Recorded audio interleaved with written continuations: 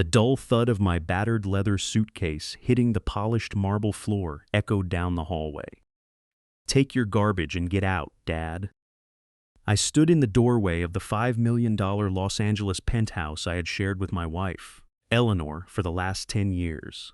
Inside, a dozen guests from her memorial service were still mingling, holding crystal champagne flutes. They all went dead silent, their eyes awkwardly darting away. Julian, my 35-year-old son, stood blocking the entrance. His custom-tailored Tom Ford suit looked immaculate, contrasting sharply with the ugly sneer on his face. "The will was crystal clear," Julian said, his voice loud enough for the guests to hear. "Mom left the penthouse to me, and frankly, I'm done subsidizing a useless old man who hasn't earned a dime in a decade. Go live in that pathetic dirt patch she left you in Ojai. It's all you're good for anyway." He didn't even wait for a response. He slammed the heavy mahogany door shut in my face. The lock clicked, echoing in the quiet corridor. I didn't yell. I didn't pound on the door or beg.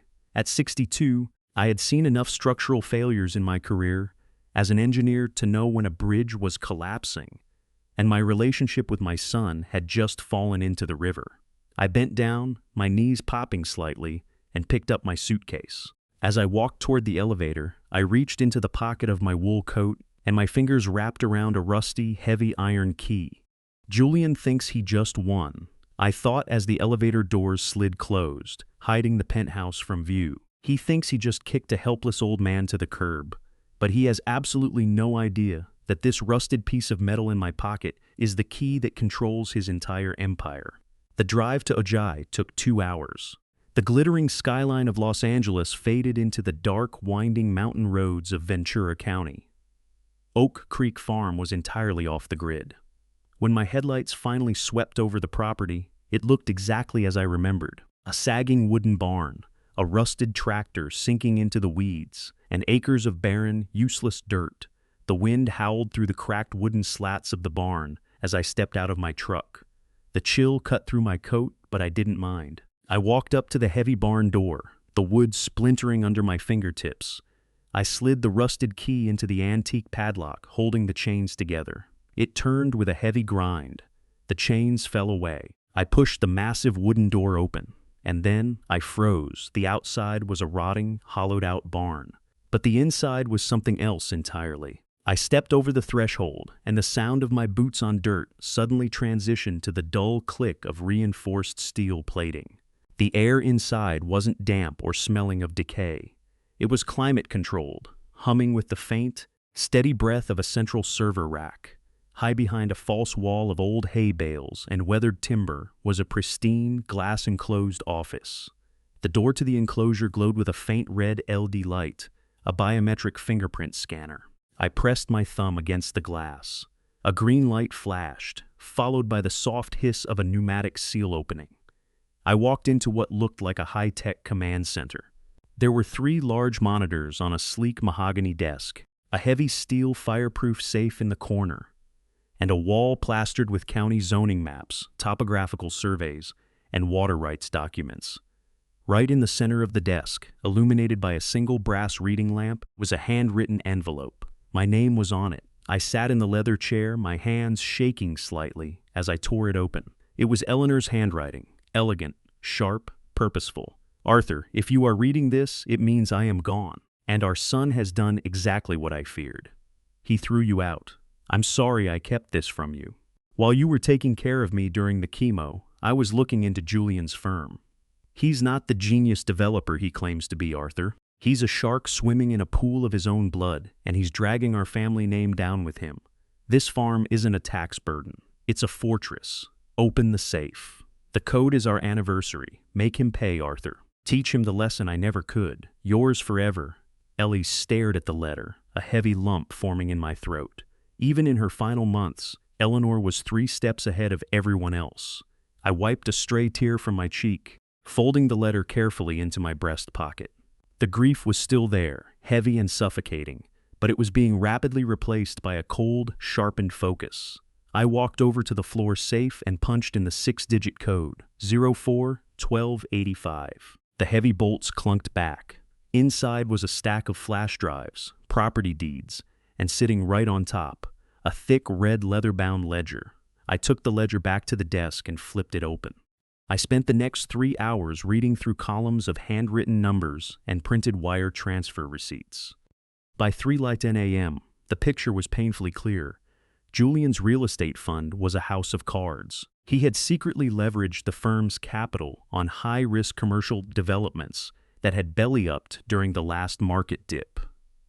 According to Eleanor's meticulous tracking, my son was hiding a catastrophic off-the-books debt. $20 million. He was drowning, and he was desperate. That explained the cruelty.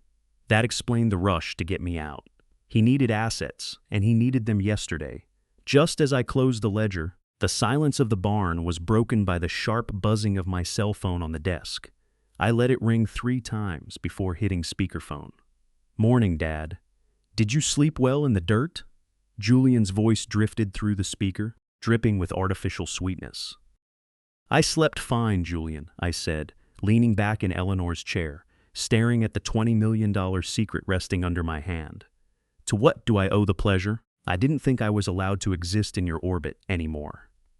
"Look, let's not make this harder than it has to be," he sighed, playing the role of the exhausted, reasonable adult. "My accountant looked over Mom's estate. That Ojai farm is a massive tax burden. The soil is dead, the structure is a liability, and the property taxes are going to eat up whatever meager retirement savings you have left. How generous of you to worry about my finances." "I'm trying to help you out, Dad," Julian snapped, his patience wearing thin. "I have a courier coming to you right now. He's bringing a standard quitclaim deed. You sign the property over to my LLC, and I'll take the tax burden off your hands. Hell, I'll even cut you a check for 50 grand so you can go rent a nice little condo in Florida. Win-win." "I'll look at the paperwork when it gets here," I said, and hung up before he could respond. 40 minutes later, a sleek black Mercedes pulled up the dirt driveway. A young guy in a cheap suit stepped out, holding a manila folder. I met him on the porch of the rotting outer barn, keeping the steel doors to the inner office firmly locked behind me. "Mr. Pendleton?" "Sign on the sticky flags, please," the courier said, thrusting a pen and a clipboard at me. "I don't sign anything I haven't read, son," I said gently. I took the clipboard. To a layman, it looked like a standard property transfer. But I had spent 30 years as a structural engineer and property appraiser. I knew how to read the boilerplate. My eyes scanned down to Section 4. Paragraph B, there buried in tiny font under a maze of legal jargon, was a specific clause. "Grantor hereby forfeits and transfers in perpetuity all surface, mineral, and subsurface water diversion rights, alongside any and all commercial zoning exemptions currently attached to the parcel." I smiled grimly. Julian didn't want the barn. He wanted the dirt beneath it. "You can take this back to my son," I said, handing the clipboard back to the courier. "Tell him the old man said no." The courier looked annoyed, but he took the papers, got in his car, and sped off, kicking up a cloud of dust. As the dust settled, I noticed another vehicle parked at the end of the road, a heavy, dark gray Lincoln Navigator. The doors opened, and a tall, impeccably dressed man in his late 60s stepped out, adjusting his tie. I recognized the silver hair and the rigid posture immediately. It was Marcus Vance, the managing partner of the law firm that handled Eleanor's estate. What the hell was Julian's lawyer doing here? Marcus walked up the creaking wooden steps of the porch, looking around with a look of masked disdain. He wiped a speck of dust off the sleeve of his tailored suit.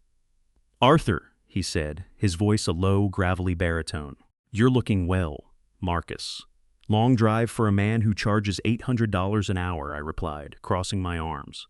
"Did Julian send you to scare me into signing?" Marcus sighed, leaning on his silver-tipped cane. "Julian doesn't know I'm here, but I am here to advise you, Arthur, as someone who respected your late wife. You need to sign that deed. Or what? Or he will bury you," Marcus said plainly, looking me dead in the eye. "Julian has the board of directors behind him. He has capital. He has aggressive litigators. If you fight him over this piece of land, he will tie you up in probate court until your legal fees bankrupt you. He will claim Eleanor wasn't of sound mind when she left this to you. He will leave you with nothing." "Let him try," I said, my voice hardening. "This is California, Marcus. Property law is property law. He can't take what's mine just because he has a shiny suit and a loud mouth. He is desperate, Arthur. Desperate men do not play by the rules, Marcus warned, turning to leave. Take the 50,000, go to Florida, save yourself the humiliation. He walked down the steps. I watched him approach his SUV. Just before he opened the door, he pulled a handkerchief from his pocket to wipe his brow. As he did, something small and metallic slipped from his pocket and fell silently into the thick dust near the tire. Marcus didn't notice. He got in the Lincoln and drove away. I walked down the steps and knelt in the dirt. It was a silver USB flash drive. I turned it over in my fingers. A man like Marcus Vance, a meticulous, obsessive corporate lawyer, does not just drop things. I walked back inside the barn, past the biometric lock, and sat down at Eleanor's desk. I plugged the silver drive into the computer. The screen flickered black. A small white prompt box appeared in the center of the monitors. It wasn't a standard encryption screen. Hint: where did we promise forever? I froze. That wasn't a corporate security question. That was a question only I knew the answer to. I stared at the blinking cursor, my heart pounding in my chest. Whatever Marcus Vance had just handed me, it was going to blow this entire war wide open. Where did we promise forever? I stared at the glowing prompt on the monitor. It wasn't the church where we got married, and it wasn't the hospital where she took her last breath. Eleanor hated cliches. Before I could type a single letter, a low, mechanical rumble vibrated through the steel floor of the bunker. I glanced at the security feed on the third monitor. A massive yellow Caterpillar excavator was rolling down the dirt driveway, followed by a sleek Range Rover. Julian stepped out of the driver's side, wearing designer jeans and sunglasses. From the passenger side emerged his wife, Chloe. She was holding a Prada handbag and looking at the farm as if she had just stepped in something foul. I locked the bunker, walked out through the false barn doors, and stood on the creaking wooden porch. "What is this, Julian?" I asked, my voice carrying over the idle roar of the excavator. "I told you I was cleaning up this hazard, Dad," Julian called out, gesturing to the heavy machinery. "Since you refused to sign the quitclaim, I'm exercising my rights as the primary beneficiary of the estate to conduct essential maintenance. We're knocking down this eyesore today. You don't have a demolition permit," I said flatly. "I'll pay the county fine tomorrow." Julian smirked. "Take your bag, Dad. The show's over." He signaled the operator to lower the hydraulic bucket. I didn't flinch. I reached into my jacket and pulled out a heavy, watermarked document I had found in Eleanor's safe. "You might want to pay attention to this before you dig," I said, holding it up. Chloe nudged Julian, her eyes narrowing. She was always the pragmatic one, the brain behind his bravado. "Julian, wait. See what he has." I walked down the steps and handed the document to Chloe, knowing she'd actually read it. "It's a state environmental injunction," I explained calmly. "Oak Creek Farm sits directly over a protected subterranean aquifer. Disturbing the topsoil without a certified hydrologist on site violates California Water Code Section 1052. It carries a mandatory federal prison sentence of up to 5 years for unauthorized excavation. I've already dialed the EPA's regional director. If that bucket touches the dirt, you're leaving here in handcuffs." Chloe's face drained of color. She looked at the state seal on the paper, then at Julian. "Tell them to shut the machine off, Julian." "What? No, it's just a scare tactic." "Shut it off," she hissed, her pristine image cracking. "He's not bluffing. This is federal." Julian aggressively waved the operator down. The massive diesel engine sputtered into silence. He glared at me, his jaw clenched so tight I thought his teeth might shatter. "You're just delaying the inevitable, old man." "Have a safe drive back to LA, I replied, turning my back on them. I walked inside and locked the heavy doors.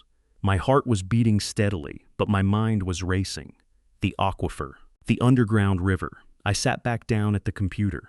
I looked at the password prompt. I thought about the first night Eleanor and I spent on this property, sitting under the massive tree by the creek, promising we'd build an empire together. I placed my hands on the keyboard and typed 8 letters, SYCAMORE.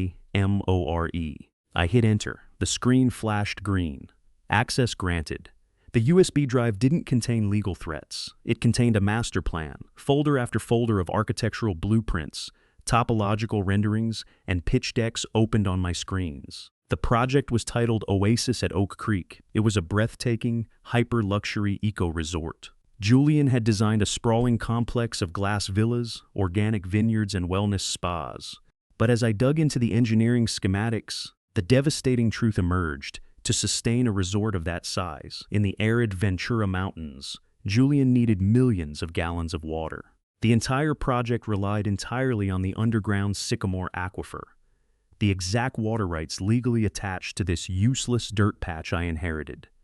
I opened the investor ledgers. Julian had already collected over $30 million in non-refundable escrow from aggressive private equity firms. He had pre-sold shares in a resort, pledging land and water rights he didn't even own yet. If he didn't secure the deed from me, the county would deny his permits. The investors would realize they had bought vapor. It wasn't just a failed business venture. It was textbook wire fraud. Julian wouldn't just go bankrupt. He would go to federal prison. No wonder he's desperate, I thought, leaning back. Just then, a small chime echoed from the computer speakers.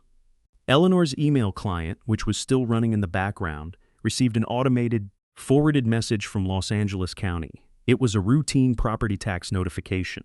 I clicked it open. The address listed was the $5 million penthouse in LA, the one Julian was currently living in. But my eyes gravitated to a secondary column on the PDF attachment.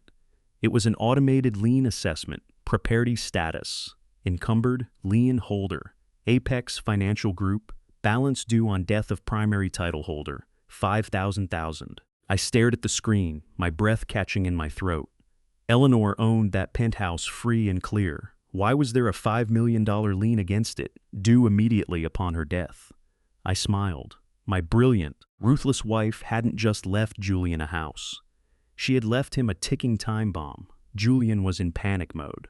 To keep his investors from getting spooked by the permit delays, he threw a lavish charity gala at the Millennium Biltmore Hotel in downtown LA. It was meant to project wealth, stability, and confidence. He didn't expect me to be on the guest list. I adjusted the cuffs of my vintage Armani suit, a gift from Eleanor on our 20th anniversary. It still fit perfectly. I handed my coat to the valet and handed my ticket to the host. The ticket had been messengered to the farm that afternoon, courtesy of an anonymous sender. But I knew it was Marcus Vance. The lawyer was playing both sides, acting as my Trojan horse. I stepped into the ballroom, holding a glass of sparkling water, and scanned the crowd. I didn't look for Julian. I looked for the sharks. It didn't take long to spot Richard Sterling. He was the head of the largest private equity firm backing Julian's project. Standing by the ice sculpture, looking bored, I approached him with a polite, confident smile. "Mr. Sterling, Arthur Pendleton. I'm the structural engineer consulting on the Ojai project." He shook my hand, his grip firm. "Ah, Julian's father. He mentioned you were retired." "I consult on special projects," I said smoothly. "I just wanted to commend you on your risk tolerance. It takes guts to sink $30 million into a property where the water rights are tied up in a federal conservation injunction." Sterling's smile vanished instantly. His eyes turned into cold slits. "Excuse me? What injunction?" Julian assured us the zoning and water diversion permits were secured. "Oh," I feigned mild surprise, swirling my water. "You haven't seen the hydrology report?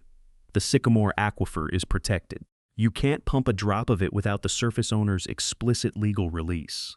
And last I checked, that paperwork hasn't been signed."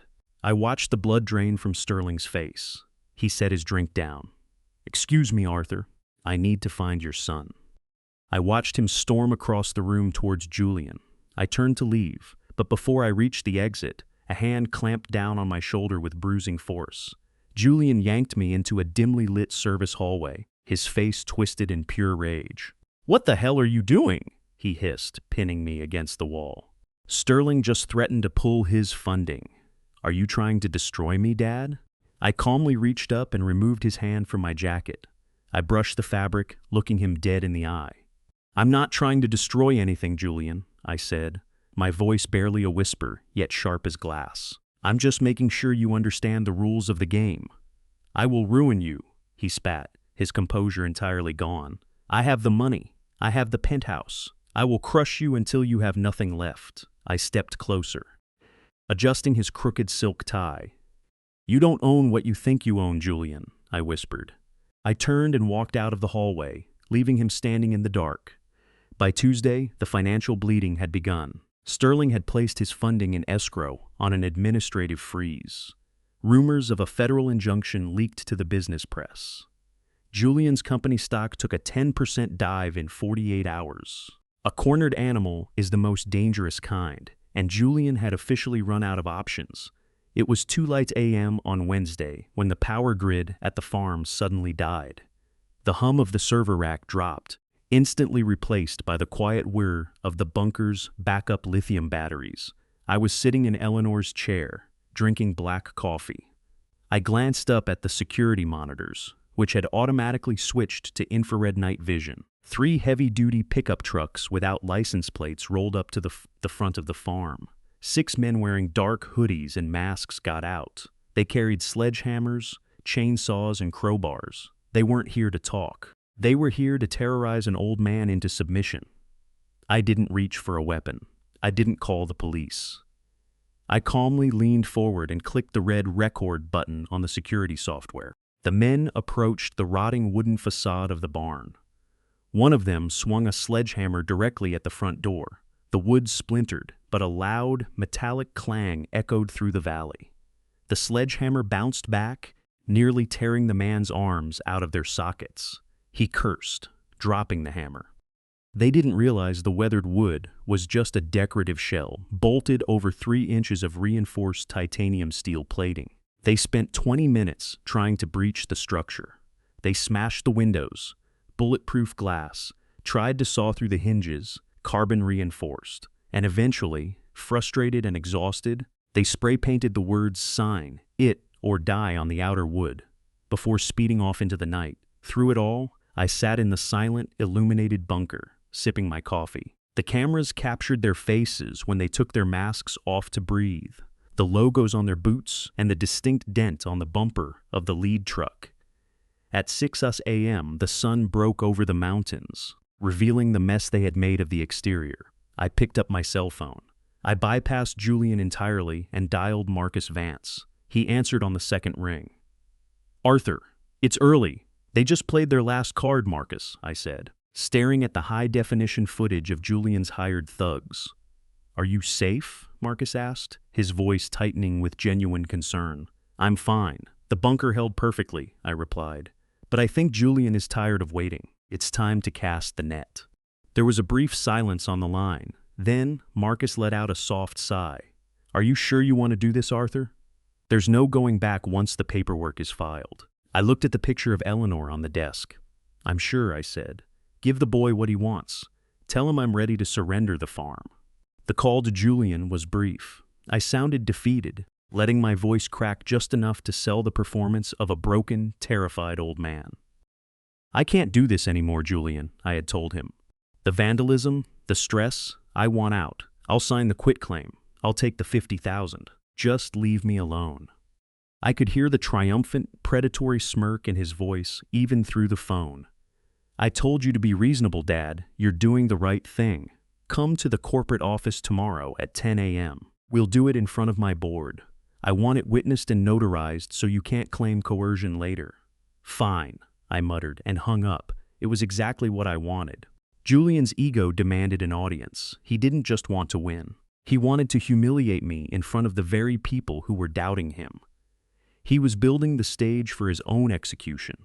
That night, Marcus Vance arrived at the farm under the cover of darkness. He didn't bring the sleek Lincoln. He drove a rented sedan to avoid being followed. We sat in the glowing hum of the bunker, surrounded by stacks of legal documents.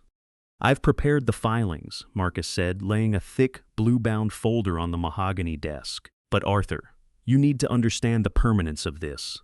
If you sign this deed tonight, the asset is gone. You cannot undo it." I picked up the Montblanc pen Eleanor had given me on my 50th birthday. I wasn't signing the farm over to Julian. I was signing a deed of severance. In real estate, property isn't just the dirt you stand on. It's a bundle of sticks. You have surface rights, mineral rights, air rights, and water rights. A standard owner holds all the sticks, but an informed owner can snap the bundle in half. I flipped to the signature page. I was legally severing the subterranean water rights and the commercial zoning exemptions from the surface land of Oak Creek Farm. "Where is it going?" I asked, pen hovering over the paper. "Into an irrevocable blind trust, managed by an independent third-party conservancy in Switzerland," Marcus confirmed, pointing to the clause. "Once the ink dries, no one, not you, not Julian, not a federal judge, can force the trust to release those water rights for commercial development. The aquifer is permanently locked." I smiled, pressing the pen to the paper. I signed my name with steady, deliberate strokes. I applied the state notary seal. Julian was about to buy the farm, but he was only getting the dirt, the water. The lifeblood of his $30 million empire was gone forever. "See you tomorrow, Marcus," I said, handing him the blue folder. "Showtime," Marcus murmured. The boardroom of Pendleton Real Estate Fund was a monument to modern excess. Glass walls overlooking downtown LA, a custom marble conference table, and 20 leather chairs occupied by the firm's board of directors and major investors. Richard Sterling sat at the far end, looking impatient. Julian sat at the head of the table. Chloe was beside him, beaming with the smug satisfaction of a woman who had just won a war. I walked into the room wearing a faded tweed jacket and corduroy trousers. I looked exactly like the helpless, out-of-touch retiree they all believed me to be. Julian stood up, spreading his hands magnanimously. "Gentlemen, I apologize for the delay on the Oak Creek permits. As you know, my late mother left the property to my father. He's been a bit attached, but today, he's graciously agreed to sign the estate over to the firm, allowing us to break ground immediately." He slid a pristine white envelope across the marble table toward me. "Your check, Dad. 50,000 as promised, and the quitclaim deed." I looked down at the check, then I looked at the investors. "Julian," I said softly, my voice trembling just enough, "are you sure this land is all you need to fix your financial situation?" Julian's eyes flashed with a microsecond of panic before returning to an arrogant glare. "My finances are immaculate, Dad. Just sign the paper so we can get to work." I picked up the pen provided. I didn't hesitate. I signed the quitclaim deed and pushed it back across the table. Julian snatched it up like a starving dog. He checked the signature, nodded to his notary, and grinned. "Done. The land is ours. Sterling, you can release the escrow funds this afternoon." Sterling nodded, looking relieved. I slowly folded the $50,000 check and slipped it into my pocket. I stood up, buttoning my tweed jacket. "Well, congratulations, Julian," I said, my voice suddenly shifting. The trembling was gone, the posture straightened. I spoke with the calm, booming authority of a man who owned the room. "You are now the proud owner of 5 acres of barren, useless dirt." The room went dead silent. Julian frowned. "What are you talking about?" I reached into my briefcase and pulled out a certified, stamped copy of the deed of severance. I slid it down the table. It stopped right in front of Richard Sterling. "I transferred the surface rights to you, Julian," I explained, looking around the room at the pale faces of the board members. "However, last night at 11:45 p.m., the subterranean water rights and zoning exemptions were legally severed from the parcel and transferred into a Swiss blind trust. You own the crust. You don't own a drop of the water underneath it." Sterling frantically flipped through the document. His face turned a dangerous shade of crimson. "Is this true?" Sterling barked, glaring at Julian. "He's lying. That's illegal," Julian shouted, jumping to his feet. "He can't do that." "It's entirely legal, Julian," a deep voice echoed from the doorway. Everyone turned. Marcus Vance walked into the room, leaning on his silver-tipped cane. As the estate executor, I oversaw the severance myself. It was filed with the county clerk at 8 a.m. this morning. The water rights are locked in an irrevocable trust. They cannot be tapped. Ever. Sterling slammed his hand on the marble table, the crack echoing like a gunshot. "You sold us a ghost," Sterling roared at Julian. "You took $30 million for a resort that has no water. That's wire fraud, Pendleton. I'm pulling my funds and I'm calling the SEC. Chaos erupted. Board members were shouting. Investors were pulling out their phones, screaming at their brokers.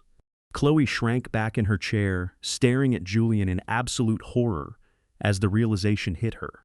They were ruined. Julian stood frozen, his mouth opening and closing, staring at the piece of paper that had just annihilated his life. I didn't stay for the screaming. I picked up my briefcase, gave my son a final, pitying look, and walked out the door. By Friday evening, the empire had crumbled. It was a spectacular, violent collapse. Sterling didn't just pull his funding. He filed a massive civil suit for fraud. The SEC froze the company's assets pending an investigation. Julian's stock flatlined. Julian was barricaded inside the $5 million penthouse. According to the news, his board had ousted him, and federal agents had raided his office. In a desperate bid for survival, Julian had one last lifeline: the penthouse itself. It was the only unfrozen asset he possessed. If he could liquidate it quickly, he could hire criminal defense attorneys and flee the state before the indictments dropped. I was sitting in the Ojai bunker when my phone rang. It was Marcus. "He's doing it, Arthur," Marcus said. "Julian just listed the penthouse for a fire sale price of $4 million. He's closing an all-cash deal with a foreign buyer in 2 hours at my office." "Is the trap set?" I asked, my eyes fixed on Eleanor's handwriting on the desk. "The paperwork is in front of me," Marcus confirmed. "Get here." An hour and a half later, I stepped out of the elevator into the plush, mahogany-paneled lobby of Marcus Vance's law firm. Through the glass walls of the primary conference room, I could see Julian. He looked like a corpse. He hadn't shaved. His designer suit was wrinkled, and his eyes were bloodshot. Chloe sat next to him, her arms tightly crossed, looking like she was ready to bolt. Julian was frantically signing a stack of sale documents. The foreign buyer's representative was writing out a cashier's check. I pushed the glass door open. Julian's head snapped up. His eyes widened in pure, visceral hatred. "What are you doing here?" he screamed, half rising from his chair. "Security! Get this bastard out of here!" Marcus held up a hand. "Arthur has a legal right to be here, Julian. In fact, the sale cannot proceed without him." Julian froze. "What? The penthouse is mine. Mom left it to me." "She did," Marcus said, his voice terrifyingly calm. He pulled a red file folder from his briefcase and laid it in the center of the table. "However, you cannot sell a property that does not hold a clear title." "What title issue?" "It's paid off," Julian stammered, panic leaking into his voice. I walked to the table and flipped the red folder open. Inside was the encrypted tax lien I had found on Eleanor's computer. "Your mother didn't leave you a $5 million house, Julian," I said, staring down at him. "She left you a $5 million trap." I tapped the document. 3 years ago, when Eleanor discovered you were embezzling from the family trust to cover your bad investments, she didn't confront you. She planned for this exact moment. She took out a reverse mortgage on the penthouse for its absolute maximum equity, $5 million. Julian stared at the paper, his lips trembling. No, a bank would have notified me." "It wasn't a bank," Marcus interjected smoothly. "Eleanor took the loan from an anonymous private equity firm. A shell company." "And who owns the shell company?" Julian whispered, the color draining from his face. I looked at him, my expression completely blank. "I do," I said. Silence fell over the room like a heavy blanket. Chloe gasped, bringing a hand to her mouth. I continued, my voice steady and unyielding. The terms of the reverse mortgage were explicitly clear. The loan accrued 0 interest during her lifetime. But the moment she died, the entire $5 million balance became due and payable in full within 30 days. I leaned over the table, bringing my face inches from his. "Today is day 30, Julian. You didn't inherit an asset. You inherited a debt. And since you can't pay me the $5 million right now, I am officially executing my right as the lien holder to foreclose on the property." I looked at the foreign buyer's representative. "The sale is dead. The penthouse belongs to me." The representative quietly packed up his briefcase and slipped out of the room without a word. Julian sat completely paralyzed. His chest heaved as his brain tried to process the total annihilation of his life. Chloe stood up. The sound of her chair, scraping against the floor, broke the silence. She calmly unclasped her diamond tennis bracelet and slipped the 5-carat wedding ring off her finger. She placed them both on the legal documents in front of Julian. "I'm done," she said coldly. "Chloe, wait, please." Julian reached for her, his voice cracking into a pathetic whine. She didn't even look back. She walked out of the room, leaving him utterly alone, bankrupt, facing federal prison, and entirely at the mercy of the useless old man he had thrown into the street. Julian stared at the spot where his wife had just been standing, the diamond ring resting on the mahogany table like a tombstone. The silence in the conference room was suffocating. Then, the facade broke. Julian covered his face with his hands, and a dry, wretched sob tore from his throat. His perfectly gelled hair fell out of place. He wasn't a hotshot real estate developer anymore. He was just a terrified, broken boy who had finally touched the bottom. "Dad, please," Julian begged, his voice muffled by his hands. He looked up, his eyes swimming in tears. "I'm sorry. I swear to God, I'm sorry. I'll do anything. Just don't let me go to prison. You have the money. You can pay off Sterling. You can fix this." I looked at him. I didn't feel the vicious surge of triumph I thought I would. I just felt a profound, exhausting sadness.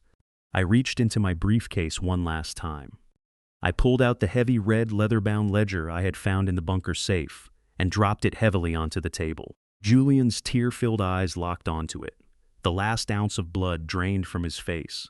He recognized it immediately.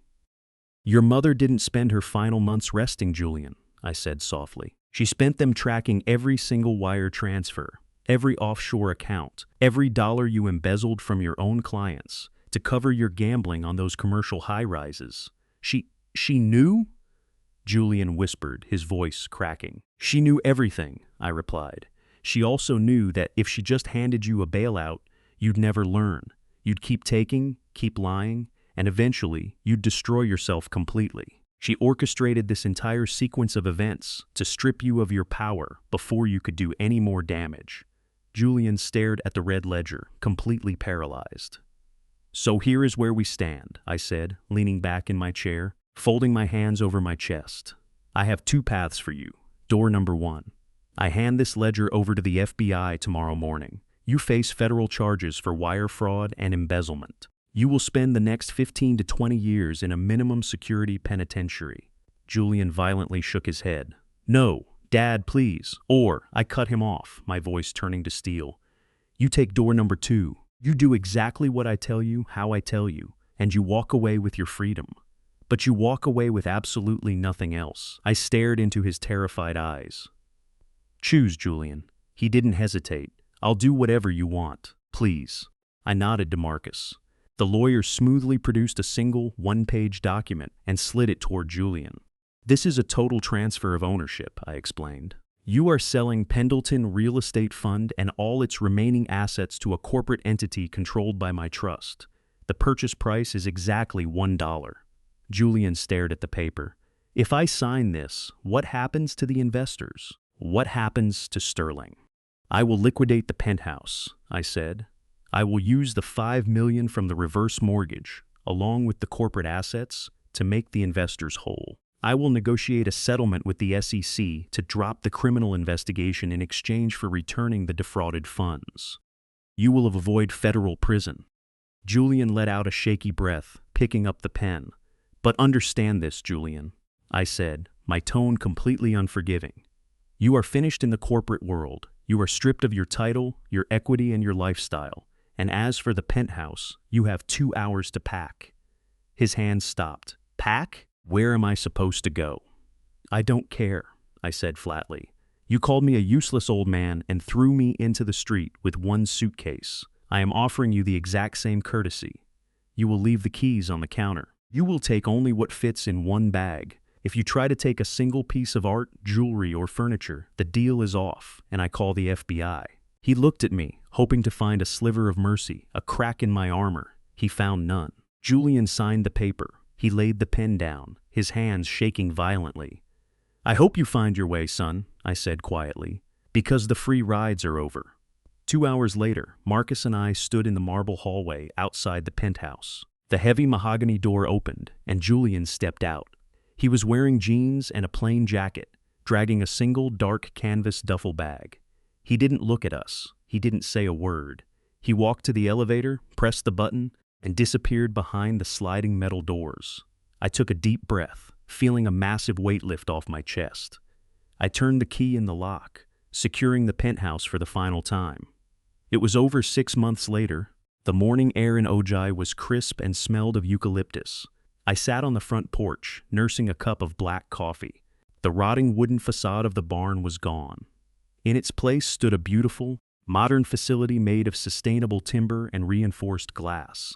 A polished bronze plaque near the entrance read, "The Eleanor Pendleton Water Conservancy and Research Center." The financial mess in Los Angeles had been cleaned up. The penthouse was sold to a tech billionaire, and the proceeds were used to pay off Richard Sterling and the rest of Julian's defrauded investors. The SEC was satisfied, closing the case with hefty fines but no criminal indictments. A familiar silver Lincoln Navigator pulled up the freshly paved driveway.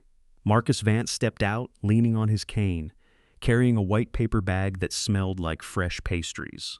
"Morning, Arthur," Marcus called out, navigating the stone steps. "You're early, Marcus," I smiled, gesturing to the wicker chair next to me. "I thought lawyers didn't wake up until the billable hours started." "I make exceptions for friends," Marcus chuckled, sitting down and handing me a croissant. We sat in comfortable silence for a moment, looking out over the property.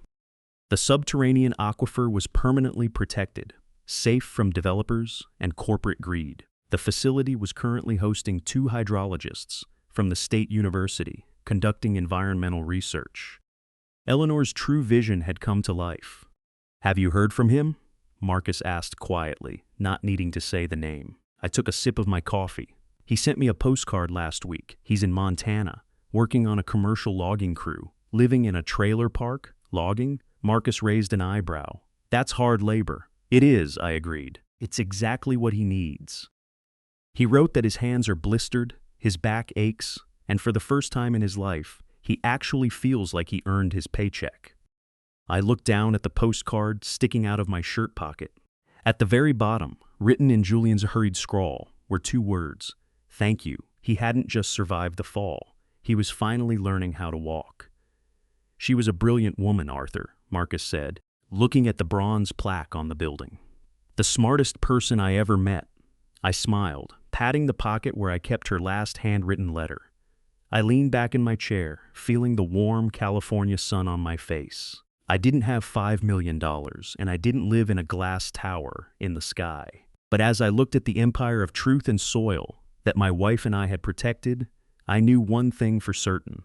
I was the richest man in the world.